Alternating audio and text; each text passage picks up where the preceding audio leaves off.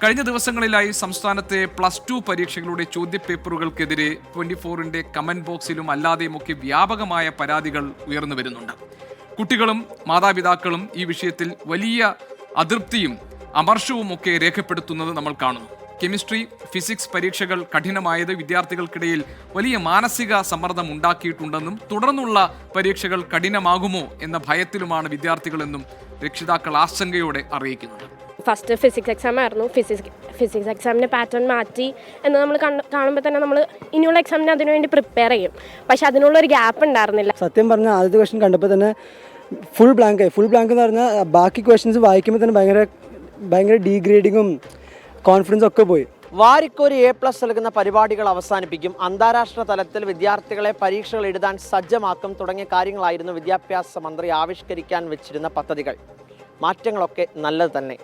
എന്തായാലും +2 വിദ്യാർത്ഥികളെ ആകെ വിയർപ്പിക്കുന്നതായിരുന്നു കഴിഞ്ഞ ദിവസം നടന്ന പരീക്ഷകൾ. +2 ബോട്ടണി, കെമിസ്ട്രി, ഫിസിക്സ്, കൊമേഴ്സ് വിഷയങ്ങളുടെ ചോദ്യപേപ്പറുകൾക്കെതിരെയാണ് പരാതി. മോഡൽ പരീക്ഷകളുടെ മാതൃകയിലുള്ള ഒരു ചോദ്യം പോലും ഉണ്ടായിരുന്നില്ല.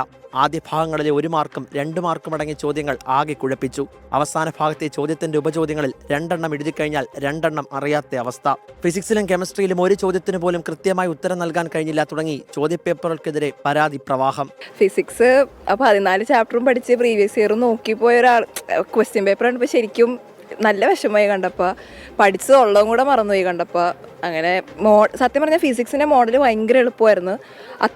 ഇപ്പോൾ ഈ ബോർഡ് എക്സാമിൻ്റെ പാറ്റേൺ മാറ്റുവാണെങ്കിൽ ഈ മോഡൽ എക്സാം ആ രീതിക്ക് ആക്കിയ എന്താ, ഈ മോഡൽ ഭയങ്കര എളുപ്പം തന്നിട്ട് ബോർഡ് എക്സാമിന് വേറൊരു പാറ്റേൺ ആണ് അവർ തന്നെ. അപ്പോൾ ഈ മോഡൽ എക്സാമിൻ്റെ ഒരു ആവശ്യകത അവിടെ ഇല്ല.